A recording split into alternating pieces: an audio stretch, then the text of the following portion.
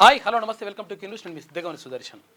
ఇక social welfare గురుకులాలకు సంబంధించి 2000 మంది ఉద్యోగాలను తీసేసింది అలుగు వర్షిణి అని చెప్పేసి అక్కడున్న సెక్రటరీ. అయితే అందులో ప్రధానంగా ఇప్పుడు స్పోర్ట్స్ అకాడమీ కోచ్లు ఇక్కడికి వచ్చిండ్రు వాళ్ళు. అంటే వాళ్ళు ఏమంటున్నారంటే 35 మంది వాళ్ళు పనిచేస్తూ ఉన్నారు. ప్రత్యేకంగా వీళ్ళు శిక్షణ పొందినరు. దేశంలో కేవలం 2 కోచింగ్ ఈ 2 ఇన్స్టిట్యూషన్స్ మాత్రమే ఉన్నాయి. అందులో ప్రత్యేకంగా శిక్షణ పొంది అంటే అసలు యాక్చువల్గా పీడీలు చాలామందికి అంటే ఐడియా ఉండదు. పీడీలు ఫిజికల్ డైరెక్టర్లు వేరు, తర్వాత కోచ్లు వేరు. ఫిజికల్ డైరెక్టర్లు అంటే జస్ట్ అంటే బేసిక్స్ ఫిజికల్ డైరెక్టర్లు అయినా తర్వాత వాళ్ళని తక్కువ చేయడం కాదు, కాకపోతే అంటే వాళ్ళు టీచర్లుగా ఉంటారు. Just basics teacher BPD MPD చేసి ఉంటారు వాళ్ళు. వాళ్ళు జస్ట్ కోచింగ్ ఇస్తారు, అంటే వాళ్ళకు ఏది బేసిక్స్ మీద అవగాహన కల్పించడం అవన్నీ కూడా చేస్తూ ఉంటారు. అయితే ప్రత్యేకంగా కోచ్లని 35 మంది కోచ్లని నియమించింది గతంలోనే ప్రభుత్వం. నియమించిన తర్వాత వాళ్ళని అసలు యాక్చువల్గా ఇప్పుడు అర్ధాంతరంగా వెళ్ళిపోమని చెప్తా ఉంది.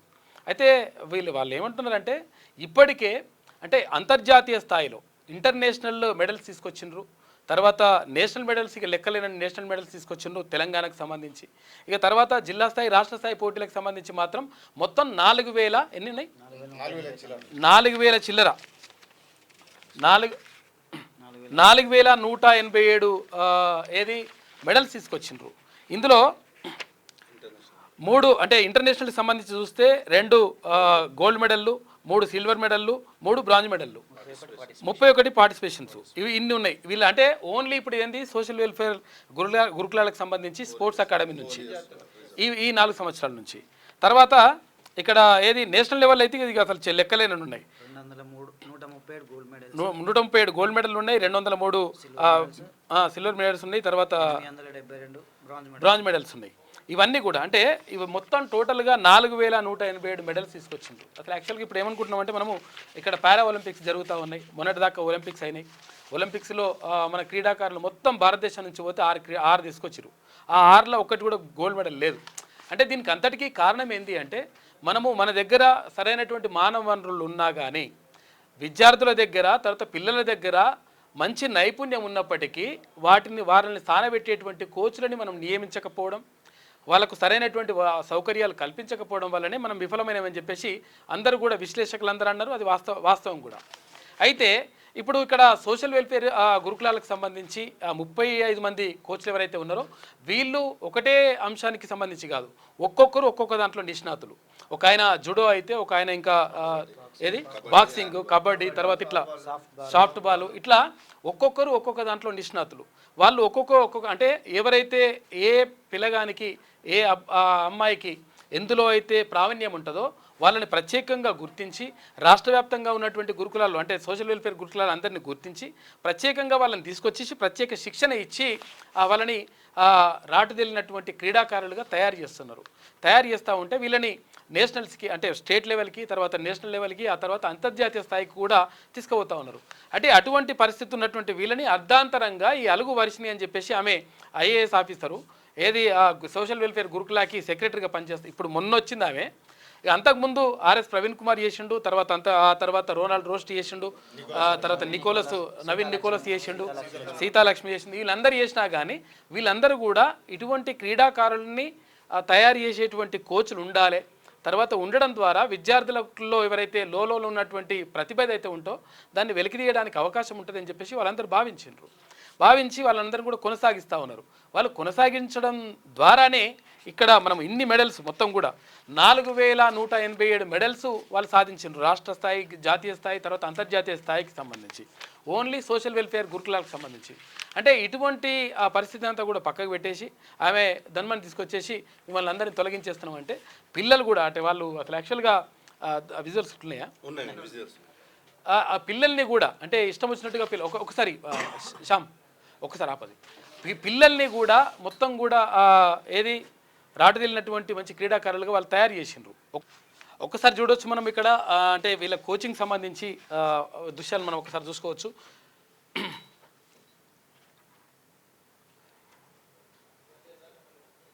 ఇప్పుడు నిన్ననే ఎవరు మన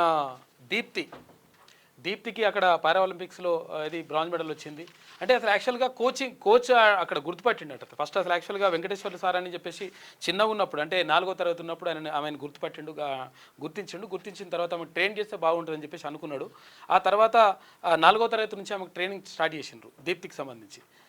ఆ తర్వాత ఏమైంది, దీప్తిని అట్లా ట్రైన్ చేసిన తర్వాత మళ్ళీ ఇక్కడ కోచ్ ఎవరు నాగపూరి రమేష్ అని చెప్పేసి ద్రోణాచార్య అవార్డు గ్రహీత ఆయన ప్రత్యేకంగా శిక్షణ ఇచ్చిన తర్వాత పారాలింపిక్స్లో గోల్డ్ మెడల్ కొట్టాల్సింది. కాకపోతే ఏంటంటే ఆ రోజు లాస్ట్ రోజు కొంచెం ఫీవర్ వచ్చినందువల్ల నేను కొట్టలేకపోయినా అని చెప్పింది. అంటే కోచ్ అవసరం ఎంత ఉంటుందో అనేటువంటిది ఆ చిన్న ఉదాహరణ దీప్తికి సంబంధించి మనం చూసుకోవచ్చు. ఎక్కడ చూసినా కానీ అంటే ఇప్పుడు వీళ్ళు ఇక్కడ అకాడమీకి సంబంధించి స్పోర్ట్స్ అకాడమీ నుంచి చాలామంది విద్యార్థుల్ని, చాలామంది ఎవరైతే క్రీడాకారుల్ని నేషనల్స్కి, స్టేట్కి, తర్వాత నేషనల్స్కి, తర్వాత ఇంటర్నేషనల్కి వీళ్ళందరూ కూడా పంపించి మంచి ప్రతిభ కనిపిస్తున్నటువంటి ఆ విద్యార్థులు ఎవరైతే ఇప్పుడు ఆ శిక్షణ తీసుకుంటున్నటువంటి క్రీడాకారులు ఏమంటారో ఒకసారి మనం చూసేటువంటి ప్రయత్నం చేద్దాం.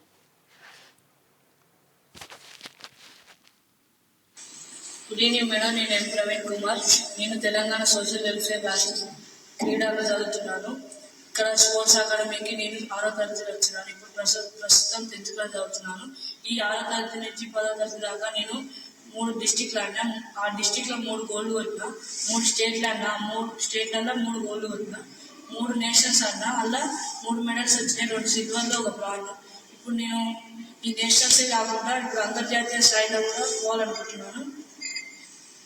నేను అంతర్జాతీయ వెళ్దాం అనుకుంటున్నాను. కాబట్టి నాకు ఈ కోచింగ్ చాలా అవసరం ఉంది.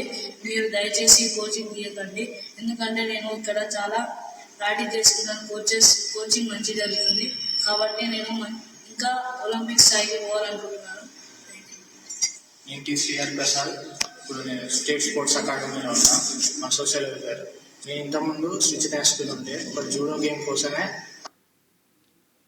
ప్రత్యేకంగా అంటే ఇక్కడ స్పోర్ట్స్ ఉంటాయి, తర్వాత జూడో గేమ్ కోసం, తర్వాత ఒకరు కబడ్డీ కోసం, ఒకరు రకరకాలుగా స్పోర్ట్స్ అండ్ గేమ్స్లో పార్టిసిపేట్ చేయగలుగుతాం. తర్వాత ఇక్కడ ఉంటే అంతర్జాతీయ స్థాయికి వెళ్ళగలుగుతాం అని చెప్పేసి చాలామంది విద్యార్థులు జాయిన్ అయిపోయి వాళ్ళు అట్లుంటే. గుడ్ ఈవినింగ్ మేడం, నా పేరు రంగా. నేను లాస్ట్ 2 years నుంచి తెలంగాణ స్టేట్ స్పోర్ట్స్ అకాడమీలో ట్రైనింగ్ చేస్తున్నా. లాస్ట్ 2 years నాకు 3 మెడల్స్ వచ్చినాయి. 1 గోల్డ్, 1 సిల్వర్, 1 బ్రాంజ్. నేను నెక్స్ట్ మంత్ ఏషియన్ కప్కి సెలెక్ట్ అయినా. సో నా లెక్కనే చాలామంది తెలంగాణ సోషల్ వెల్ఫేర్ స్పోర్ట్స్ అకాడమీలో చాలామంది ప్లేయర్స్ ఉన్నారు. మీరు సడన్గా ఇట్లా హాస్టల్ క్లోజ్ చేస్తే చాలామంది ఫ్యూచర్ స్పాయిల్ అవుతుంది. అండ్ అట్లనే మాలాంటి పేద ప్రజలు వాళ్ళేందో తెలుసుకోవడానికి కొన్ని దారులే ఉన్నాయి. అందులో ఈ స్పోర్ట్స్ అనేది ఒకటి. వాళ్ళు ఇప్పుడిప్పుడే చాలా మంచి కళలు అంటున్నారు. దాన్ని మీరు స్పాయిల్ చేయకండి. ప్లీజ్ రీఓపెన్ చేయండి. ఇది పరిస్థితి. అంటే అక్కడ ఏషియన్ గేమ్స్కి సెలెక్ట్ అయ్యండి ఆ పిల్లగాడు. ఏషియన్ గేమ్స్కి సెలెక్ట్ అయిపోయి నేను అక్కడికి వెళ్తా ఉన్నా.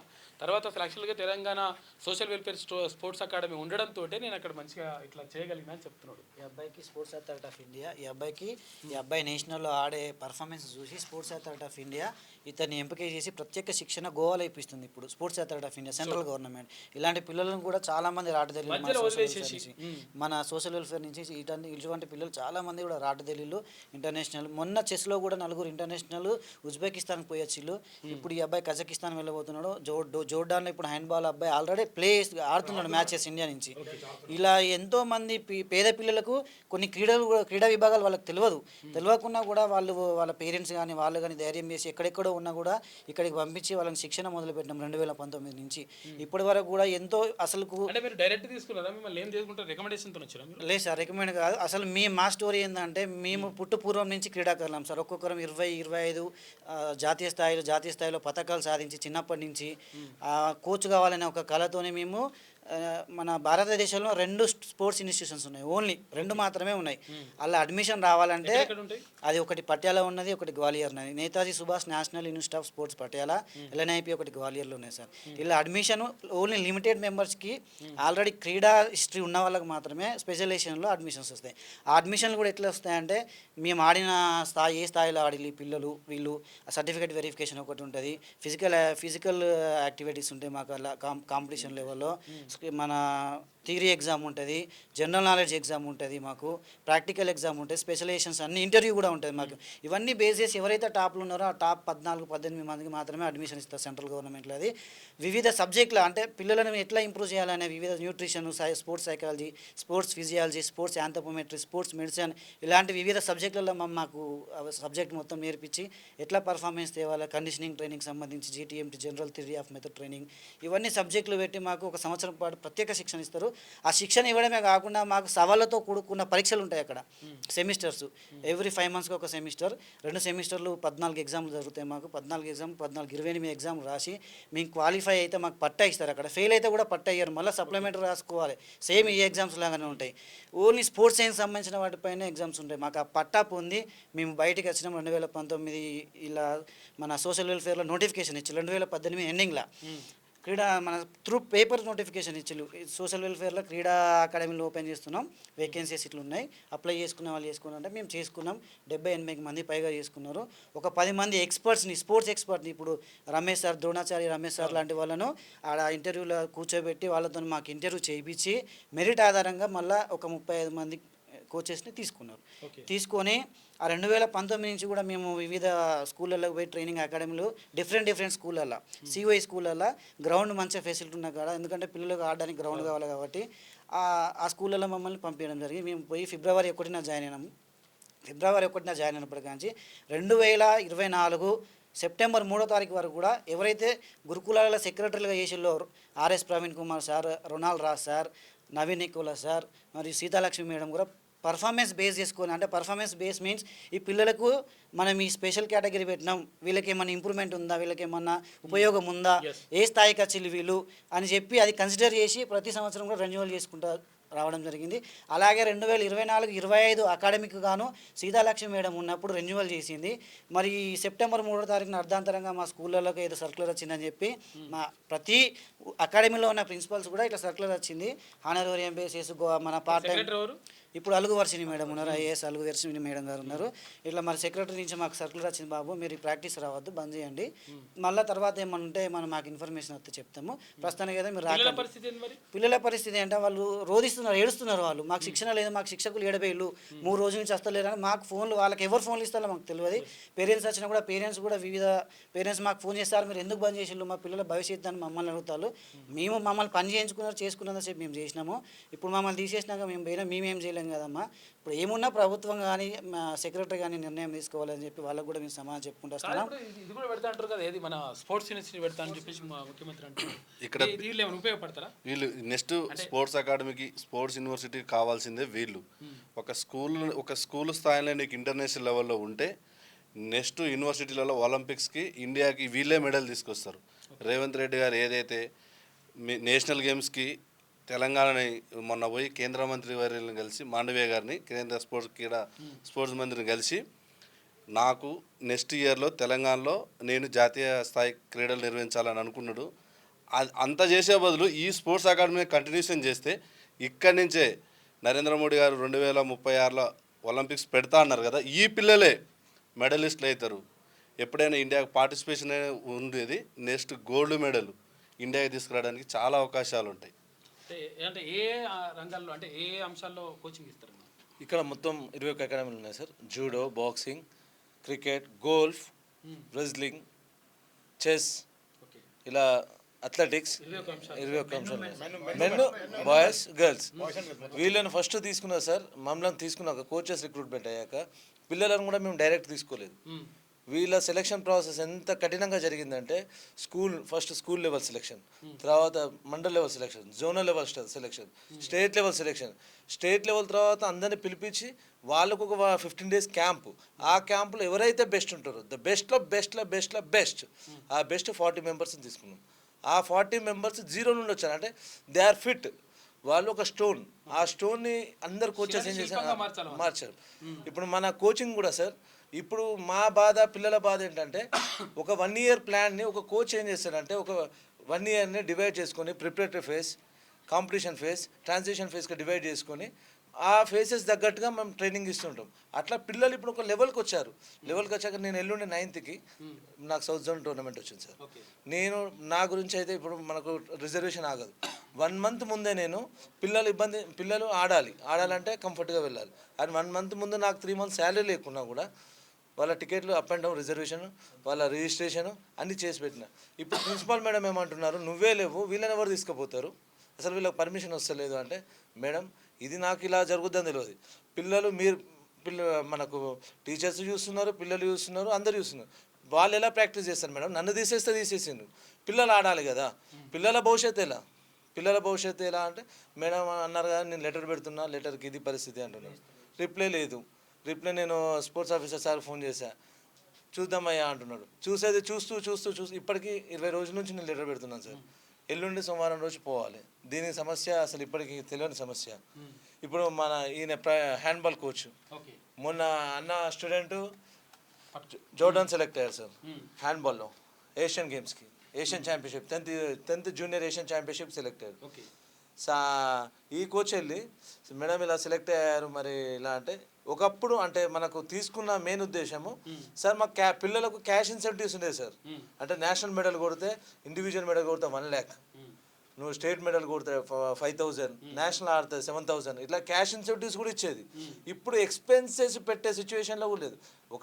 ఇప్పుడు అందరి దగ్గర ఇప్పుడు సాయిని అడిగితే శాట్స్ని అడగమంటుంది, శాట్స్ని అడిగితే శాట్స్ అసోసియేషన్ అడగమంటుంది. అసోసియేషన్ ఏమంటుంది, అరే నువ్వే పెట్టుకోవాలి పిల్లోడు, ఎవరు లేరు సార్. ఇంత ఇక్కడ కోచింగ్ ఉంటుండే ఆ కోచింగ్ కూడా తీసేస్తే పిల్లల జీవితం వాళ్ళు ఇప్పుడు మిడిల్లో ఉన్నారు సార్. ఒకసారి సోషల్ వెల్ఫేర్ సెక్రటరీ అంటే సెక్రటరీ అలుగు వర్షినికి ఒకసారి ఫోన్ చేసి మాట్లాడే ప్రయత్నం చేద్దాం మనం. ఎందుకంటే ఈమె ఎట్లుంటుందో చూడండి ఒకసారి, ఎందుకంటే పబ్లిక్ కూడా అర్థం కావాలి కదా. అలుగు వర్షిని అంటే ఏంటిది, కథ ఏంది, అసలు యాక్చువల్గా social welfare secretary IAS officer ఎట్లుంటుందో అవన్నీ విజువల్స్ కూడా చూపిస్తాం మీకు. ఇంకుంటాయి ఇంకా చూడండి, ఇట్లా ఇప్పుడు రింగ్ అవుతుంది కదా, ఏమవుతుందో చూడండి ఒకసారి. ఆమె అలుగు వర్షిని.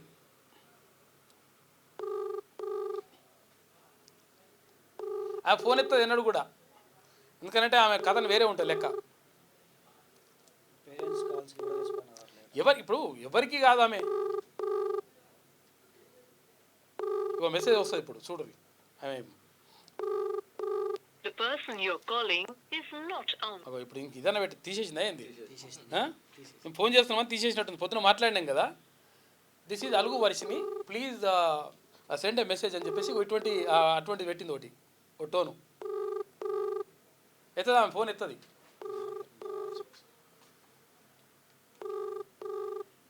ఇంకోట్లుంటుంది అన్నట్టు ఈమె కథ.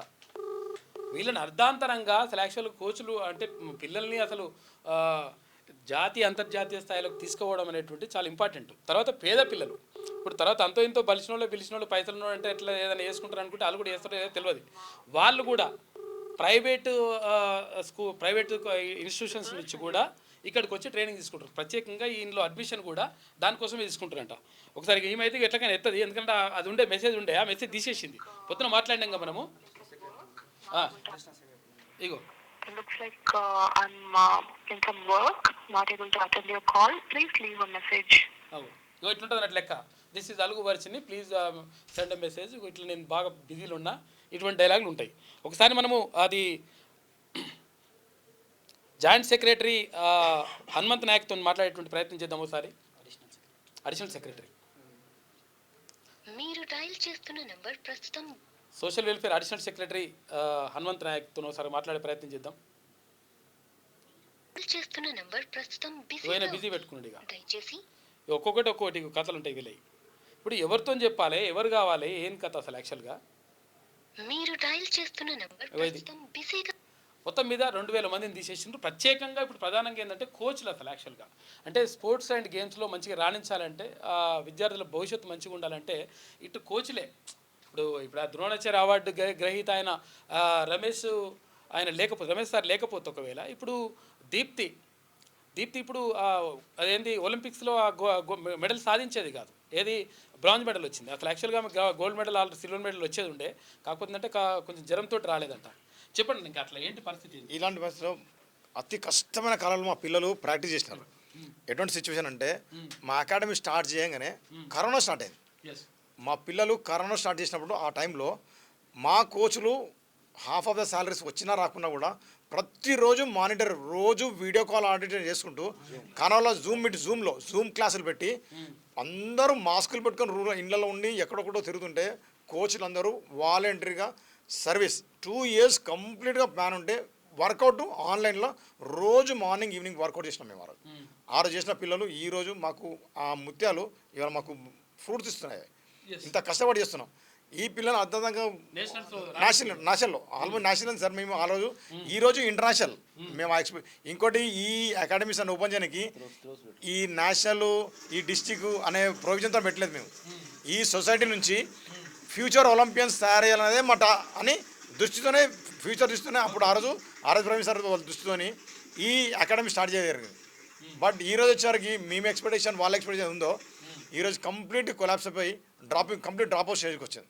ఈరోజు పిల్లలు రైల్వేస్లో మన అమ్మాయి ఉంది, రీసెంట్గా వాలీబాల్ అమ్మాయి, మా హ్యాండ్బాల్ సంబంధించిన అబ్బాయి ఈరోజు జూడన్లో ఉన్నాడు, జూడో అబ్బాయి నెక్స్ట్ ఏషియన్ ఛాంపియన్షిప్ పోతున్నాడు. ఇదంతా ఈ ఇయర్ ప్రాసెసే. ఐఐటి బాసార్లో ఉన్న స్టూడెంట్స్ కూడా మన పిల్లలే ఉన్నారు, స్పోర్ట్స్ కోటాలో జాయిన్ అయిన పిల్లలు ఉన్నారు. అప్కమింగ్ స్టార్ అంతా మన పిల్లలే.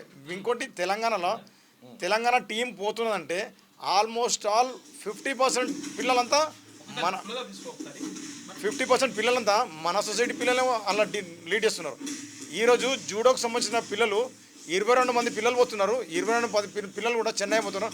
అందరూ మన సొసైటీ పిల్లలే, అందులో వేరే పిల్లలు ఎవరు లేరు.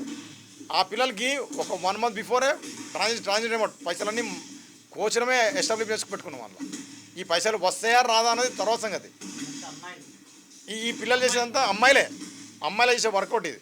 దీంట్లో ఇంజురీస్ ఉన్నారు, మాకు ఫిజియోథెరపిస్ట్ లేడు, ఏం లేకుండా. ఇంకోటి మాకు ఇంటర్నేషనల్ పోతున్నాం కదా, మాకు అక్కడ ఎక్విప్మెంట్ లేదు. బట్ ఈ తక్కువ ఉన్న ఎక్విప్మెంట్తోనే మా పిల్లలు హైయర్ స్టాండర్డ్ రిజల్ట్స్ ఇస్తున్నారు మాకు. ఇదంతా ఫ్యూచర్ ప్రిపరేషన్. ఇదంతా ఒక పిల్లగాడు స్టాండర్డ్ రావాలంటే బేసిక్ లెవెల్ ఎక్కడైతే ఉంటారో గ్రాస్ రూట్ లెవెల్ ప్రిపరేషన్ అంతా మేము చేస్తున్నాం. ఏది కానీ ఇట్లా ప్రింట్ పెట్టగానే జిరాక్స్ వస్తే కలర్ పెడితే జిరాక్స్ వస్తుంది అనుకుంటారా, అట్లా కాదు. గ్రాస్ రూట్ లెవెల్ ప్రిపరేషన్ ఉంటేనే హయ్యర్ లెవెల్ వరకు. ఈ ఇంటర్నేషనల్ స్టాండర్డ్ అనేది 19 years ఎబోలో ఇస్తారు, కానీ మేము 19 years బిలోలో ఇంటర్నేషనల్ ఇస్తున్నాం. మేము 19 years బిఫోర్ ఇస్తున్నాం. అండర్ 9 బిఫోర్లే నేషనల్స్ ఆడుతున్నాం. మా పిల్లలు ఇంటర్నేషనల్ లెవెల్ పోతున్నారు, సబ్ జూనియర్ లెవెల్లో ఆ స్టాండర్డ్లో ఆడుతున్నారు, ఇంటర్నేషనల్ ఆడుతున్నారు. చెస్లో, ఫుట్బాల్లో, బాక్సింగ్లో, గోల్ఫ్ గోల్ఫ్ అనే క్రీడ ధనవంతులు కరోడ్పతులు ఆడే ఆట. దాంట్లో ఈరోజు మా సొసైటీ పిల్లలు అవ్వలేని కాబట్టి నంబర్ ఆఫ్ మెడల్స్ గోల్ఫ్లో కూడా మాకు నంబర్ ఆఫ్ మెడల్స్ ఉన్నాయి. అందులో దీనివల్ల జాబ్స్ రైల్వేస్లో, అప్కమింగ్ ఆర్మీలో, ఇన్ ఫ్యూచర్ వచ్చే చాలామందికి రిక్రూట్మెంట్ జరిగే ఛాన్సెస్ ఉన్నాయి. దీనిలో చదువుతో పాటు అనేది చాలా ఇంపార్టెంట్ ఈరోజు. ఇంకోటి మా పిల్లల దగ్గర ఆడుతున్నారు కానీ 0 స్టాండర్డ్ లేరు పిల్లలు చాలా ఎక్సలెంట్ ఎడ్యుకేషన్ ఎక్కడ 0 లేరు, చదువులో కూడా టాప్. ఈరోజు ఇంటర్మీడియట్లో అమ్మాయిలు, మొన్న ఇంటర్మీడియట్ అమ్మాయిలు మనం ఆల్రెడీ పాస్ అయినా నీకు ఎంత ఉందంటే 2 మార్కులు పోయినాయి కదా సార్. ఆ 2 మార్కులు రాస్తా కూడా మాకు ఇంకా పెరుగుతాం. అంత బ్రిలియంట్ అమ్మాయిలు. అక్కడ అకాడమీ ఉంది, నేను వాలీబాల్ అక్కడ అకాడమీలో ఉంటూ ప్రాక్టీస్ చేశాను. సో చింతకుంటలో ఉన్నప్పుడే నేను నేషనల్స్ ఆడాను, ఇంటర్నేషనల్ అండర్-20 ఏషియన్ ఆడాను. ఇప్పుడు నేను సౌత్ సెంట్రల్ సికింద్రాబాద్ రైల్వేలో జాబ్ చేస్తున్నా. ఇప్పుడు అకాడమీస్ తీసేస్తే నాలాంటి ఎంతోమంది పేద విద్యార్థులకి అన్యాయం జరుగుతుంది.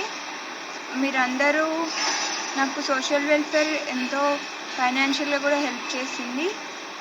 నాలా ఇన్స్పిరేషన్గా తీసుకొని వాళ్ళు కూడా ఇంకా ముందు భవిష్యత్తు బాగుండాలంటే ఈ అకాడమీస్ని ఉంచండి, అలాగే తీయొద్దని కోరుకుంటున్నాను.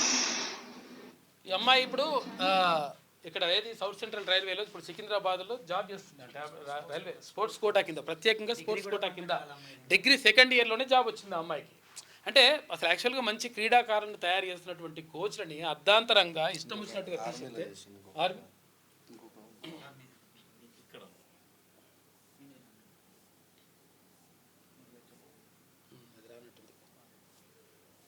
అంటే ఇటువంటి క్రీడాకారుల్ని ఒట్టిగా తీసేస్తే తెలంగాణ ముఖ్యమంత్రి రేవంత్ రెడ్డి గారికి మరియు డిప్యూటీ సీఎం గారికి, Telangana social welfare secretary madam గారికి, ప్రిన్సిపల్ సెక్రటరీ గారికి మరియు ప్రజానిధులకు నమస్కారం. సీఎం సార్, మీరు తెలంగాణలో స్పోర్ట్స్ యూనివర్సిటీలు తీసుకొస్తారని మా కోచ్లు మాకు చెప్పారు. అప్పుడు మేము చాలా సంతోషపడ్డాము, ఎందుకంటే ఆ స్పోర్ట్స్ యూనివర్సిటీలో మాకు కూడా అవకాశం వస్తుంది, ఇంకా చాలా వరకు మా పర్ఫార్మెన్స్ పెరుగుతుంది అని ఇంకా పెద్ద ప్లేయర్స్ అవుదామని అనుకున్నాం. మా సోషల్ వెల్ఫేర్ ఉన్న స్పోర్ట్స్ అకాడమీలను తీసివేస్తున్నామని తెలిసింది. సీఎం సార్ ఒకవేళ మా అకాడమీలను తీసివేస్తే మా భవిష్యత్తు పాడవుతుంది, ఎందుకంటే ఇప్పటివరకు మేమందరం నేషనల్ మెడల్స్ చాలా గేమ్స్లో ప్లేయర్లు సాధించాము. ఇప్పటివరకు మా తెలంగాణ సోషల్ వెల్ఫేర్ అకాడమీ నుంచి 30కి పైగా ఇంటర్నేషనల్ మెడల్స్ కూడా సాధించాము. తీసివేస్తున్నారని ఇప్పుడు అకాడమీస్ తీసివేస్తున్నారని తెలిసింది, కాబట్టి ఇంకా పై స్థాయిలో ఆడాలని చదువుకుంటున్నాం. ఇంటర్నేషనల్ ఒలింపిక్ స్థాయిలో రాణించాలని మా లక్ష్యాలని మేము ఇక్కడికి వచ్చాం కనుక ఇప్పటి వరకు అర్థవంతంగా మా అకాడమీలను తీసివేస్తే మా క్రీడా జీవితం నాశనం చేస్తున్న వారు అవుతారు. కావున మా సోషల్ వెల్ఫేర్ విద్యార్థి క్రీడా జీవితాలను పాడు చేయకూడదని కోరుకుంటున్నాం. మా సోషల్ వెల్ఫేర్ క్రీడా అకాడమీలను కొనసాగించాలని వేడుకుంటున్నాం. Thank you sir. Thank you sir.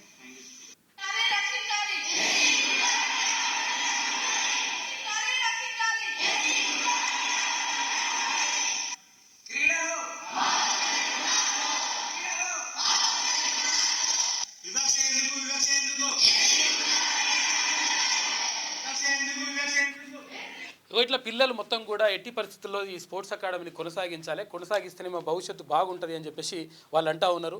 అని చెప్పండి, ఇంకా అంటే తీసేయడం ద్వారా ఏం జరుగుతుంది? ఓకే అన్న, ఇప్పుడు వీళ్ళు ప్లేయర్స్ అందరూ ఏమనుకుంటున్నారు అంటే అకాడమీలో ఓన్లీ ఆటలు మాత్రమే ఉంటాయని చాలామంది టీచర్లు అంటే ప్రిన్సిపాల్ బయట పేరెంట్స్ అనుకుంటున్నారు. కానీ ఈ పిల్లలు అందరు పిల్లలు 5 గంటలకు లేస్తారన్న మార్నింగ్. 5 అంటే మన గురుకులాల్లో పొద్దున 5 గంటలకు లేపి వాళ్ళ ఎక్సర్సైజ్లో అని చెప్పేసారు. ఈ మన పిల్లలు వీళ్ళకంటే ఒక హాఫ్ అన్ అవర్ ముందు లేచి వీళ్ళు మా 4:30కి మా గ్రౌండ్ టైం స్టార్ట్ అవుతుంది. స్టార్ట్ అయ్యి రన్నింగ్ చేసి వార్మప్ చేసి వాళ్ళ గేమ్ స్కిల్కి వచ్చి 7:45 వరకు ఇప్పుడు టైం కుదించారు కాబట్టి ఇప్పుడు 7కి వచ్చింది. 9 ఉన్నప్పుడు 8:15 ఉన్నప్పుడు 7:30కి బ్రేక్ఫాస్ట్ చేసి వాళ్ళ పంచువాలిటీ ఆ డిసిప్లిన్ ప్రేయర్కి వెళ్ళకపోతే వెళ్ళాలి. డిసిప్లిన్ మనం నేర్పించేది ఒక ఆటల వల్ల ఒక డిసిప్లిన్, ఒక సెల్ఫ్ కాన్ఫిడెన్స్, వాళ్ళు ఎలా ఉండాలి. ఇప్పుడు సొసైటీలో 5వ తరగతిలో వస్తారన్న మెయిన్ ప్రాక్టికల్ ప్రాబ్లం. 5 నుంచి వాళ్ళు 10వ తరగతి వరకు వాళ్ళ బహుప్రపంచం తెలియదు, వాళ్ళకు బయట తెలియదు. వీళ్ళు ఇప్పుడు ఇలా ఆడడం వల్ల వీళ్ళంతటా వీళ్ళు ఒక సెల్ఫ్ డిసిప్లిన్, వీళ్ళని ఎవరు లేపరు. 5 గంటలకు ఎవరైతే వాచ్మెన్ ఉంటారో వాళ్ళు వచ్చి పిల్లలను లేపుతారు. వీళ్ళంతటే లేచి వీళ్ళంతటే ఫ్రెష్ అయ్యి వీళ్ళు ఇప్పుడు చదువును కూడా నెగ్లెక్ట్ చేయరు. చదువులు ఇప్పుడు నా జూడో సెంటర్ మడికొండలో ఉంది. మడికొండలో ఒక అమ్మాయికి బైపీసీలో 440 మార్కులకు 432 మార్కులు వచ్చినాయి. ఆ అమ్మాయి ఏమంటుంది, సార్ నేను డాక్టర్ అవుతా, నేను డాక్టర్ అయి ఆ అమ్మాయి చెప్తుంది, జూడో నా ప్యాషన్ సార్, నా బ్లడ్లో ఉంది జూడో, నేను జూడో ఇలా ఉంచి నేను డాక్టర్ అవుతా. రేపు ఇలాంటి మన పిల్లలకు మీరు ఇప్పుడు కష్టపడుతున్నారు సార్, దెబ్బలు తాకితే మీరు పట్టుకపోయి ట్రీట్మెంట్ చేపిస్తున్నారు, ఎందుకు సార్ మనకు మంచి రోజులు వస్తాయి. పిల్లలు ఆ విధంగా మొన్న జరిగిన ఎంసెట్ ఎగ్జామ్లో స్పోర్ట్స్ కోటాలో సిబిఐటీలో సీట్ వచ్చింది అమ్మాయికి. అమ్మాయి అంటుంది, సార్ మెడిసిన్లో ఉంది, మనకు ఇంజనీరింగ్లో ఉంది, జాబ్లో ఉంది. ఇప్పుడు పిల్లలు ఈ రోజు కూడా ఒక నెంబర్ నుంచి పేరెంట్ వస్తే, సార్ మనం పోవాల్సింది మండే రోజు సార్, మీరు ప్రాక్టీస్కి వస్తలేరు, మేము ఛాంపియన్షిప్ తీసుకొద్దాం అనుకున్నాం.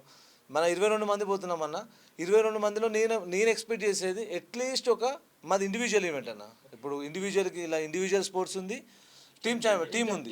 ఇండివిజువల్ ఈవెంట్స్ మేము మనకు సబ్ జూనియర్లో ఒక 9 వెయిట్ కేటగిరీస్ ఉంటాయి, క్యాడెట్లో ఒక 8 వెయిట్ కేటగిరీస్ ఉంటాయి, జూనియర్లో ఒక 8 వెయిట్ కేటగిరీస్ ఉంటాయి.